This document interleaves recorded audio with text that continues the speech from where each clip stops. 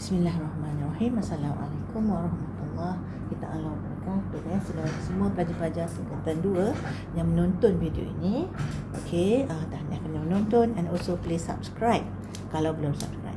Tahniah kerana awak telah berusaha untuk meningkatkan pengetahuan awak tentang sains.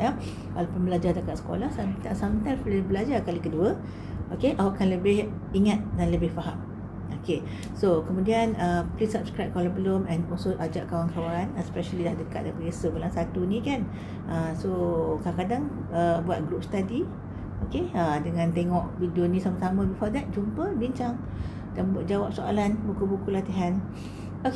Also betulkan niat belajar lillahi ta'ala. So you have to have this book in front of you. Kita dah sampai ke bab yang ke-9, yakni haba. Saya dah buat habis muka surat 214. Kita akan sambung muka surat 215 hari ini.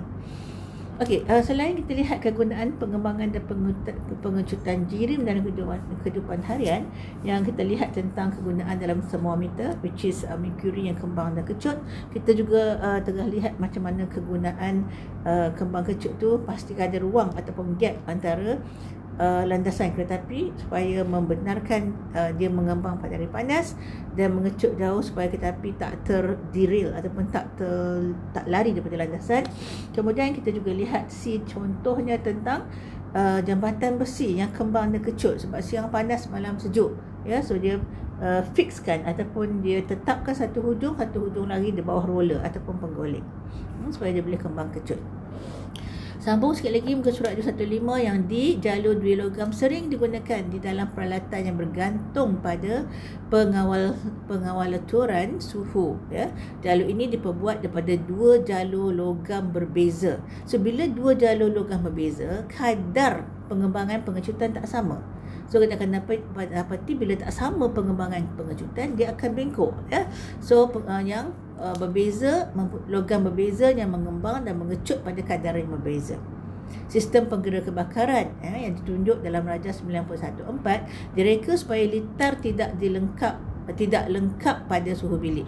Tapi pada suhu bilik dia tak berbunyi loceng sebab litar tu tak lengkap. Litar mesti lengkap baru dia berfungsi bila arus boleh mengalir.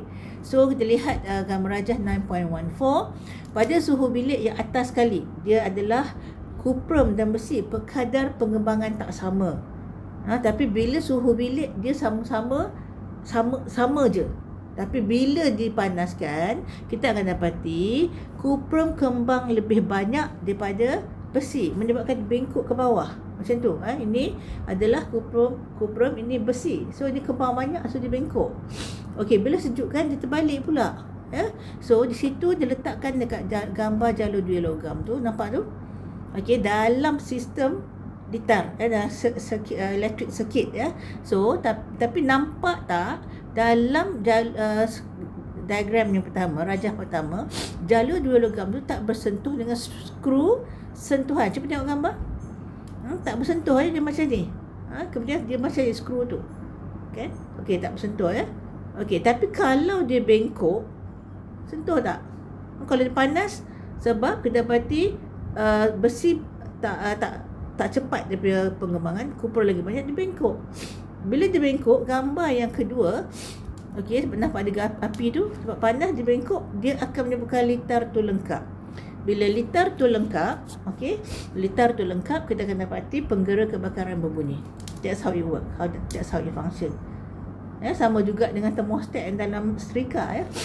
Kita lihat itu Rajah 9.14, model sistem penggera kebakaran. Kita lihat balik yang dalam kotak warna peach tu ya. Apabila litar terdedah kepada haba yang disebabkan oleh kebakaran, macam gambar yang kedua belah kanan kuprum akan mengembang lebih cepat berbanding dengan besi. Bila kuprum kembang lebih cepat daripada besi, menyebabkan jalur macam mana? Membengkok ke arah skru sentuhan. Tengok balik gambar kalau tak faham. Keadaan ini akan melengkapkan litar sistem dan membunyikan penggera. Okey, seterusnya kita lihat penggunaan prinsip pengembangan dan pengecutan jirim juga untuk menyelesaikan masalah yang mudah. Okey, cuba tengok situasi satu. Dalam situasi satu, budak tu kata, baju kuning tu kata, ketatnya penutup botol ni. Okey, apa budak baju hijau kata? Cuba rendamkan penutup botol itu di dalam air panas. Kembang tak kalau kena air panas penutup tu? Penutup tu biasa logam kan? Untuk seketika, jangan lama sangat lah. Kalau misalkan retak-retak pecah pula je kan. Nanti penutup itu akan mengembang dan bolehlah dibuka. Suggest ataupun dicadangkan oleh pelajar baju hijau. Situasi kedua, budak ni kata, budak baju biru ni kata, cikgu, bola pingpong ini sudah kemik. Okey, setengah orang kemik dia buang je. Sebenarnya ada penyelesaian. Apa cikgu ni kata? Masukkan bola itu ke dalam besin berisi air panas. Sebab apa? Bila tadi kalau penutup botol tadi kita tahu dia kembang dari logam. Bola pingpong ni bila dia masuk air panas, udara dalam tu akan kembang sebab dia dapat tenaga kan. Teori kinetik gas ya, untuk dia bergerak sentiasa dia makin jauh sebab dia dapat tenaga, dia menolak, so hilanglah kemik tu. So budak dia kata, wah hebatnya cikgu. So cikgu dia kata inilah kegunaan prinsip pengembangan jirim. That's why we have to know science. Ya, haba menyebabkan udara dalam bola pingpong mengembang. Kita lihat muka surat 216. Okey, latihan formative you can try. Kita lihat 9.4. Kita lihat pula hubung kait jenis permukaan objek dengan penyerapan dan pembebasan haba. Penyerapan dan pembebasan haba. Cuba pukul 12 tengah hari, diri dekat tengah padang. Nak pakai baju hitam ke baju putih? Kalau ada pengalaman tentu tak nak pakai baju hitam. Sebab baju hitam dia serap haba. Okey, so kita lihat penyerapan dan pembebasan haba. Pernahkah anda terfikir sebab tangki minyak dicat dengan warna cerah seperti putih atau perak? Dalam gambar foto 9.6 tu tanker kan, lori tangki minyak ya. Hal ini demikian kerana warna cerah tidak menyerap haba yang banyak. Ya, jadi penyejatan minyak dapat dikurangkan. So kalau tak panas, kalau panas cepat tersejat minyak tu. Tapi dah tutup pun anyway ya. Tapi kalau panas agak bahaya. So jadi penyejatan minyak dapat dikurangkan. Keupayaan suatu objek untuk menyerap dan membebaskan haba bergantung pada jenis pertama dan warna permukaan. Jenis permukaan apa dan warna permukaan apa. Dalam eksperimen 9.2, tujuannya adalah mengkaji objek yang gelap menyerap dan membebaskan haba lebih baik daripada objek putih. Apakah masalahnya? Adakah objek yang gelap menyerap dan membebaskan haba lebih cepat daripada objek putih? Hipotesis, objek yang gelap menyerap dan membebaskan haba lebih baik daripada objek putih. So kita lihat penyerap haba yang baik, eksperimen pertama A ni ya. Pemboleh ubah dimalarkan. Itu jangan kita yang ditetapkan jarak dari sumber haba mesti sama. Kalau tak sama tak acil lah. Tentulah yang dekat tu lagi cepat panas. Okey, kedua, pemboleh ubah dimanipulasikan warna permukaan. Satu hitam, satu putih ataupun apa yang guna. Putih atau hitam atau putih. Dan kemudian itu yang kita nak tengok daripada situ apakah bergerak balas, tengok bacaan termometer naik banyak mana bacaan cat hitam, bahan cat hitam dan cat putih, kemudian yang lain rajas you can read yourself. Kita lihat prosedur. Rajas 91.5 dulu kita lihat supaya lebih mudah faham. Kita dapati dalam belah kiri tin J, kita dapati tin susunya dicat warna putih. Okey, diletakkan di atas kaca dawai yang di atas tungku kaki 3, termometer ke atas. Letakkan K, yang belah K tu kita dapati tin susu tu dia bercat hitam. Atas kaca dawai, atas tungku kaki 3 juga. Kemudian dua-dua ditutup plat besi. Itu kan samalah. Janganlah satu tutup kayu, satu tutup plat besi. Dan termometer tengah-tengah. Okey, mana sumber api? Dalam keluar adalah luar. So tengok bila luar, mana serap dulu? Yang K yang hitam tu ke J yang putih tu. So setelah kita lihat prosedur macam saya telah terangkan tadi, kita labelkan tin sebagai J dan K. Kemudian sediakan radas, kita letakkan kedua-dua tin serapat yang mungkin dengan penulis Bunsen, the closest you can. Tapi sama jarak jangan tak sama, sebab itu jangan malarkan. Rekodkan suhu awal udara di dalam setiap tin dan nyalakan penulis Bunsen. Okey, perhatikan rekod suhu akhir setiap tin selepas 10 minit. So, suhu awal biasanya kita akan dapati kalau dalam bilik dalam 27 ke 28 ke. Tengoklah bilik cukup mana, kadang 26. Tempat kawasan awak juga kadang-kadang tempat sejuk. Okey, kemudian akhir mesti ada kenaikan. Cuma kita akan lihat beza kenaikan pada akhirnya ada beza J dengan K. Kita akan dapati K akan lebih tinggi bacaan dia berbanding dengan J walaupun awalnya sama. Okey, so kita dapati kesimpulan, adakah hipotesis diterima? Hipotesis tadi apa? Objek gelap menyerap dan menjelap haba. Ya, kita terima. Alasannya kerana bacaan tin susu. Bacaan tin susu tu yang bercat hitam lebih tinggi berbanding dengan bacaan tin susu bercat putih pada akhir eksperimen. Okey, apakah inference yang dapat dibuat pada aktiviti ini? Okey, so kita akan dapati suhu di tin K lebih tinggi kerana warna hitam menyerap haba. Now, kita lihat B, pembebas haba yang baik. Perhatikan ada beza serap dengan bebas. Eksperimen tu sendiri ada beza ya. Jangan terbalik. Periksa kadang student terbalik. Okey, pemboleh ubah dia kita mesti samakan, malarkan isi padu air panas. Mesti sama banyak. Kalau 500 ml dalam J dan K. Jangan beza-beza. Tak acil lah kan. Tentulah ini sebab ni kurang ni banyak alasan lain pula. So kena sama. Yang dimanipulasikan satu warna putih, satu warna hitam. So warna permukaan. Kita lihat penurunan suhu pula itu adalah bergerak balas. Lihat rajah 9.16. Kita ada J dan K juga. J adalah tin susu bercat putih, manakala K adalah tin susu bercat hitam. Tapi sumber haba bukan di luar macam eksperimen A. Sebab tadi nak serap, ini nak bebas. Sumber haba di mana? Di dalam tin susu. Dalam tin susu J dan K. Okey, so dia suruh sediakan 2 tin susu. Kemudian labelkan J dan K, satu cat putih, satu cat hitam. Isi air panas dalam dua-dua. Kalau air panas betul at least 100 lah kan. 100 degree Celsius dua-dua. Bacaan termometer mesti 100 degree Celsius kalau air tulen lah. Tapi kalau air yang tak tulen pun lambat sikit tutup ke, kadang 100 jugalah. Okey, rekodkan suhu awal dalam setiap tin. Perhatikan dan rekodkan suhu akhir setiap tin selepas 10 minit. So, you look at page 218. Pemerhatian, kita dapati suhu awal sama. Katakan 100 dengan 100 degree Celsius. Suhu akhir kita akan dapati yang hitam tu bacaan dia adalah katakan after 10 minutes, let's say jadi 95. So yang putih tu yang putih tu mungkin 97. That means mana yang turun suhu dulu, dia bebaskan haba dulu, yang bercat hitam berbanding bercat putih. So patutnya macam tu ya. Okey, kesimpulannya, adakah hipotesis diterima? Hipotesis apa tadi? Cuba lihat balik. Objek yang gelap membebaskan haba lebih baik daripada objek putih. Betul, diterima. Alasan anda kerana suhu di tin bercat hitam lebih rendah berbanding suhu di tin bercat putih pada akhir eksperimen. Tin manakah membebaskan haba lebih baik? Tin K berwarna hitam. Apakah inference yang dapat dibuat daripada aktiviti ini?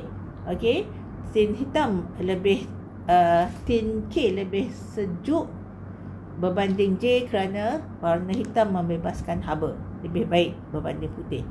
Apakah cara pengaliran haba menyebabkan haba hilang daripada tin? Kondaksi ke, perolakan ke, senaran? Definitely is kondaksi sebab tin tu adalah pepejal. Okey, 4. Reka bentuk satu eksperimen untuk mengkaji sama ada objek yang kusam atau berkilat menyerap dan membebaskan haba lebih baik. So you have to use berkilat. Tin tu jangan cat lah. Kan tin tu berkilat. Kalau kusam tu you can katakan tin, kalau lama pula dia berkarat ya. You can think of what to do lah.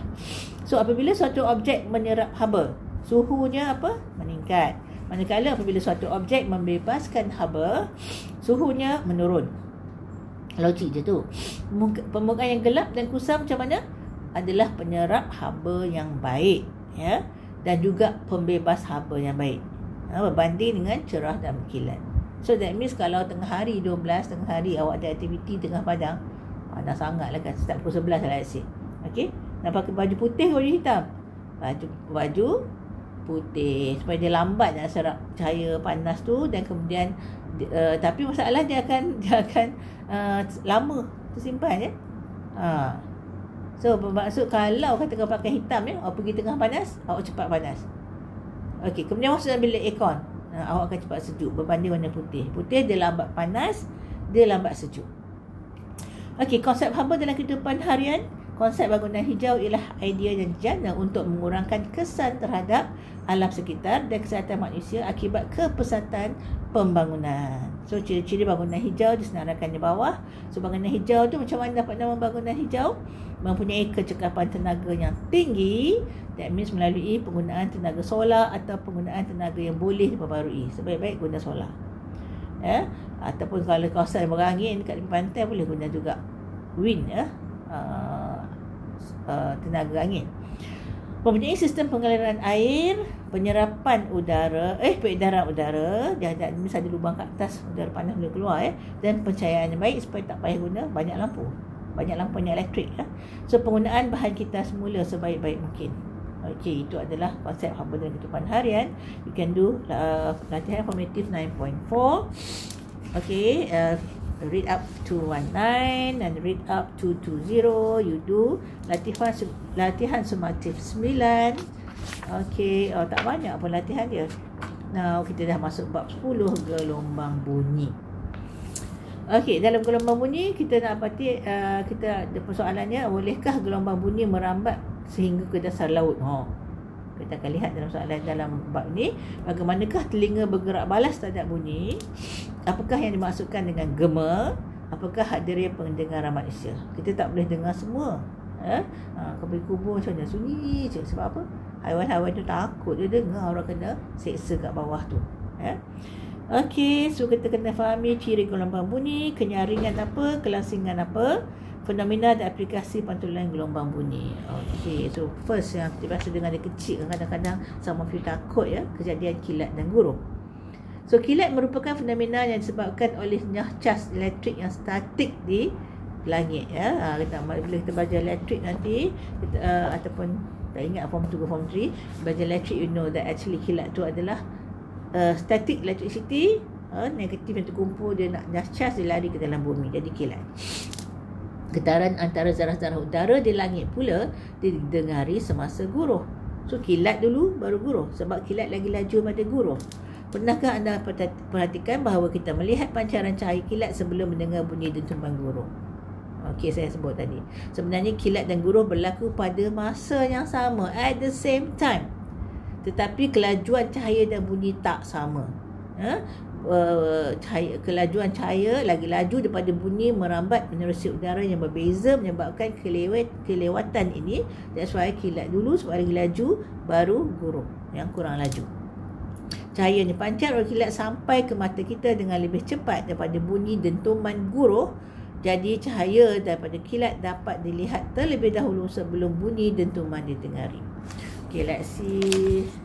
Seterusnya muka surat 224. Kita lihat 10.1 ciri-ciri gelombang bunyi. So sebenarnya persekitaran kita penuh berbagai bunyi. Alhamdulillah, Allah bagi kita dengar. Ada telinga untuk mendengar. Ada orang ada telinga tapi dia Allah tak hadirkan pendengaran baginya. Dia pekak Kalau dah pekak memang bisu lah. Sebab dia tak pernah dengar sampel bunyi macam mana untuk mengeluarkan bunyi itu bercakap. Kalau pekak memanglah bisu. Kita bersyukur kerana kita tak pekak mendengar, kita boleh bercakap. Okey, bunyi adalah satu bentuk tenaga yang dihasilkan oleh getaran. Macam mana bunyi terhasil? Sebab getaran. Dia tenaga bunyi Sebagai contoh, peralatan muzik dalam gambar foto 10.1 menghasilkan bunyi melalui getaran. Sebab boleh tiup tu, udara tu bergetar. Itu sebab bunyi tu, perempuan tu. Cuba sentuh bahagian luar tekak anda dengan hujung jari ketika bercakap. Pegang kat sini. Hasil dia getaran Bolehkah anda merasai getaran seperti suara? So, pemain gitar tu bergetar tali tu. Perempuan tadi meniup bergetar udara dalam tu. Yang belah kanan tu dia gendang bergetar permukaan tu. Okey, so kita lihat aktiviti 10.1 mengkaji ciri-ciri gelombang bunyi. Tujuannya kita lihat kita ada perambatan bunyi boleh dipantul dan diserap Okey, so kita lihat pertama untuk nombor satu, memerlukan medium untuk perambatan. Kita nak buktikan bahawa bunyi hanya boleh terhasil kalau ada medium. Apa maksud ada medium? Ada zarah udara ataupun zarah cair ataupun zarah pepejal. Kalau dia vacuum, tak ada langsung, tak boleh dengar. Itu kita buktikan. So arahannya dia suruh sediakan macam rajah 10.1. Tengok 10.1. Kita ada balang kaca, kita tutupkan, serkupkan atas jam loceng. Kita letakkan jam loceng atas kepingan polistirena. Kenapa agaknya? Tak bagi bunyi tu mengalir melalui pepejal kan. So kita dapati polistirena tu lembut, dia akan serap bunyi kalau ada. Okey, dah sambung ni ke pump vacuum. Bila vacuum dia sedut semua udara. So, nombor 2, setelah sediakan, bunyikan jam loceng dan dengarkan bunyi yang terhasil. Kita dengarlah kering walaupun tertutup kan. Kemudian hidupkan switch pump vacuum untuk menyedut udara keluar. Okey, bila dia sedut udara keluar, maka makin perlahan. Kalau laju lah pump vacuum tu, cepatlah perlahannya. Catatkan pemerhatian anda. So, that one kita akan tahu dia akan dah lama tak ada bunyi ya, sebab dah vacuum kosong dalam tu. Kemudian merambat pada kelajuan yang berbeza di dalam medium yang berbeza.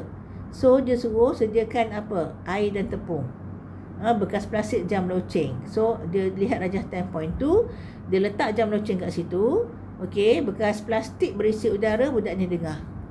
Okey, itu gambar ya. Kita lihat arahan, sediakan 3 bekas plastik yang masing-masing, 1 udara, 1 air, 1 tepung. Letakkan bekas plastik kosong berisi udara yang ditutup rapat di atas meja dan lekapkan telinga anda pada bekas tersebut. So dia suruh kawan awak bunyikan jam loceng di hujung meja, kemudian dengarkan bunyi yang terhasil. So akan bandingkan. Cuba agak. Mana budak akan dengar kuat? Kosong udara ke, air ke, tepung ke? Ramai kita akan ingat melalui udara lah paling cepat, sebab kita cakap dalam udara lalu kan. You'll be surprised. Jawapannya bukannya udara, pepejal paling cepat, sebab zarah tiri kena zarah. Molekul dia 11 dia hantar bunyi cepat. Banding dengan ni dia tunggu dia hentam. Kalau cair, kalau dia gas lagi lambat nak kena. So that means paling kuat kita dengar adalah dalam melalui pepejal, diikuti oleh cecair, kemudian baru udara. Kalau vacuum langsung tak dengar ya. Okay, soalan, apakah yang diperhatikan apabila pump vacuum dihidupkan? Kita akan dapati ini soalan yang mana tadi? Yang tadi, pump vacuum. Berikan inference untuk pemerhatian anda. So bunyi akan semakin perlahan dan akhirnya tiada bunyi, disebabkan kerana tiada zarah udara untuk menghantar bunyi. Okey, nombor 2, susun bekas plastik berisi udara, air dan tepung mengikut kekuatan bunyi dalam urutan menaik.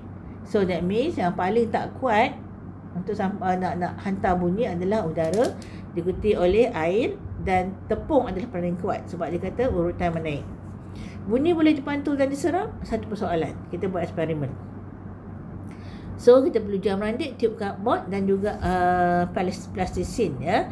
Kepingan kayu, kepingan logam, papan lembut dan tuala. So lihat rajah 10.3. So kita ada jam randik kat sini. Okey. So, kemudian ada tube cardboard P akan menyebabkan bunyi jam randik tersalur pada tempat papan lembut. Papan lembut tu tukar-tukar lah. Nanti tuala, nanti papan lembut, nanti logam, nanti kayu. Okey. Kemudian belakang bunyi tu akan sama ada kalau dipantul masuk dekat Q. Dan dengar dekat Q. Hujung Q. Okey, so dia suruh arahan buat macam gambar 10.3. Pastikan terdapat jarak kira-kira 5 cm di antara kepingan kayu dan hujung tube cardboard. Okey, so dia suruh gerakkan tube Q sehingga anda dapat mendengar detikan jam randik analog dengan sangat jelas. Dah sangat jelas. Okey, dah P dan Q sangat jelas. Kemudian tanpa mengubah kedudukan tube P dan Q. Jangan ubah. Gantikan kepingan kayu dengan kepingan logam pula. Lepas kayu letak logam pula. Tempat yang sama ya. Tapi angkatlah kayu tu. Diikuti dengan letak pula tuala. Okey, bandingkan kekuatan kedetikan jam, rekodkan semua pemerhatian anda. Berdasarkan pemerhatian anda, permukaan manakah yang penyerap bunyi paling baik? Antara kayu, logam dengan tuala. Tuala paling baik lah. Tak apa dengar. Pemantu bunyi paling baik adalah logam. Ya. Beramalkan sama ada kepingan kaca merupakan penyerap atau pemantul bunyi yang baik. Tentulah dia pantul. Sebab dia adalah tak soft. Dia tak soft permukaan. Macam tuala soft. Kayu keras sikit. Logam sangat keras. So kalau kaca dia keras, dia akan pantul lah. Okey, pemindahan bunyi. Kita dapati bunyi dipindahkan. Lihat rajah 10.4. 10.4. Pemindahan bunyi dari loceng ke telinga pendengar. Macam mana dia pindah tu? Cuba tengok dia buat tu. Gelombang dia. Bunyi memerlukan medium untuk merambat. Telah dibuktikan tadi. Yang kita letakkan balang. Kemudian pasang vacuum. Daripada bunyi jam loceng tu berbunyi sampai tak dengar. Bunyi boleh merambat melalui pepejal, cecair dan gas. Tetapi tidak melalui vacuum. Vacuum tak boleh. Pepejal, cecair dan gas. Tapi melalui vacuum tak boleh.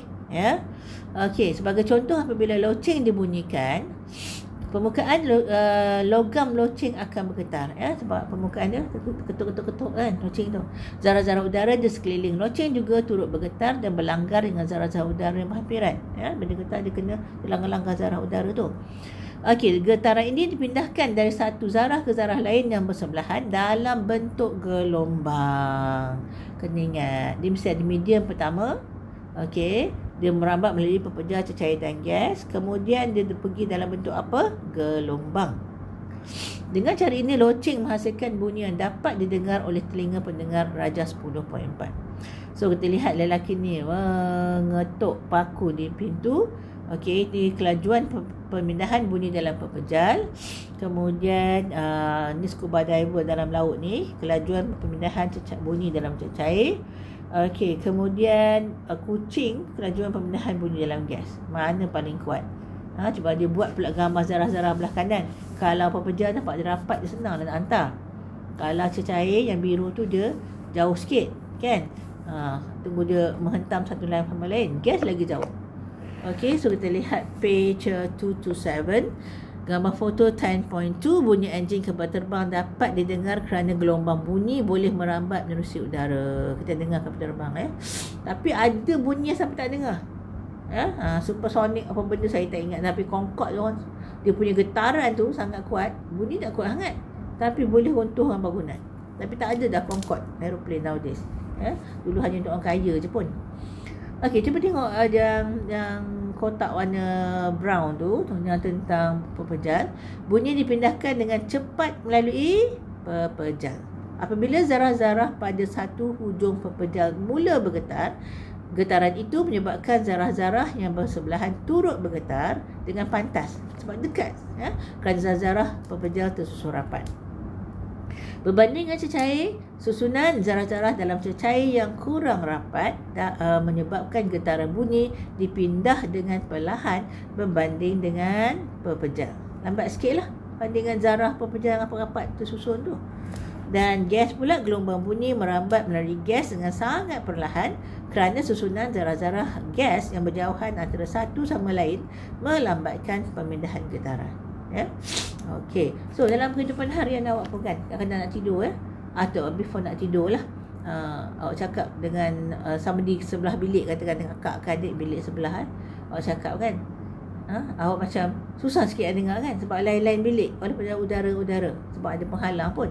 Tapi cuba baring, orang buka pintu pun dengar crack. Sebab bila baring, ke telinga awak di atas bantal yang pepejal, sambung pepejal tu. That's why awak dengar lebih kuat. That's why malam kita rasa lebih takut dalam gelap kan. Bunyi pula lebih kuat semuanya. Perhatikan ya. Okey, pantulan dan penyerapan bunyi. Kita lihat pantulan dan penyerapan bunyi. Bunyi boleh dipantul dan diserap. Tadi eksperimen tadi kan, yang dibuat P yang Q tu, dengar letak tower, letak metal, logam, letak kayu ya.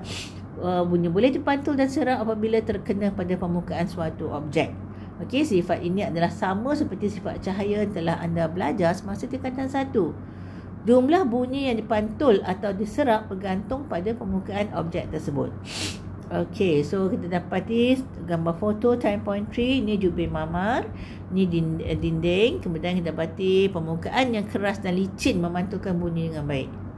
So tadi logam tu, permukaan logam lagi cepat, lagi kuat pantulan banding dengan tuala. Dan pemadani, gambar bawah pula 10.4. 10.4 Permaidani belah kiri, kemudian papan gabus, permukaannya lembut dan kasar, menyerap bunyi dengan baik. So permukaan macam mana yang mantulkan bunyi dengan baik? Keras dan licin, dan yang menyerap bunyi adalah lembut dan kasar. That's why kalau rumah tu kosong, awak nak pindah, tak ada perabot, tak ada apa, awak cakap bergema-gema suara awak, betul tak? Pagi-pagi macam gema. Kau nak nyanyi pun boleh perasan macam sedap.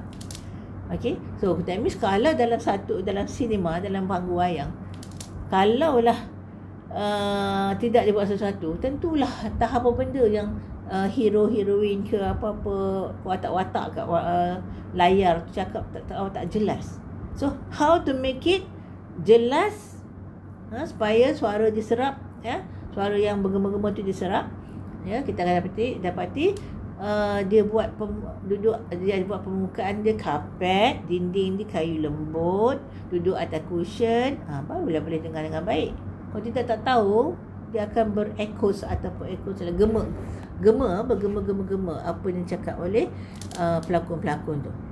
So itu adalah cara mengatasi pantulan bunyi dan tempat yang besar.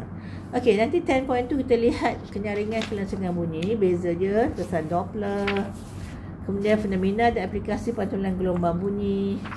Habis sikit je, dan kita ada tema 4 dan kita habislah. Okey, so kita berhenti kat situ, kita sambung 229 nanti 10.2. Okey, so as usual saya beri pesanan adalah jaga solat 5 kali sehari, sebab itu akan dihisap dulu akhirat besok. Okey, kemudian taat ibu bapa kerana redha Allah terletak pada redha ibu bapa selagi mereka tak suruh pada maksiat. Kemudian hormati guru-guru, hormati lebih tua, sayangi lebih muda. Mudah-mudahan cantik akhlak kita di sisi manusia, terutama sisi Allah, So okay, so don't forget to boycott. Don't forget to doa. Doa paling penting lah. Doa, boycott, dan ada peluang infak, sedekah, untuk dia orang dah hancur kan. Sedekah tu bukan untuk, walaupun dunia untuk dia orang, tapi kita simpan simpanan kita akhirat besok. Terus kita sangat perlu di akhirat besok. So that's all for today. Okay, thank you for watching. Subscribe kalau belum, and spread to your friends. Okay, masa cuti nanti usahalah tengok banyak, dan channel saya ada Matematik Form 1, Matematik Form 2, Science Form 1, Form 2, Form 3. Dia ada muka surat semua, cari je mana-mana tak faham, mana-mana yang awak nak baiki lagi pemahaman. So that's all for today. Assalamualaikum warahmatullahi taala wabarakatuh. Thank you for watching. Subhanakallah wa bihamdika.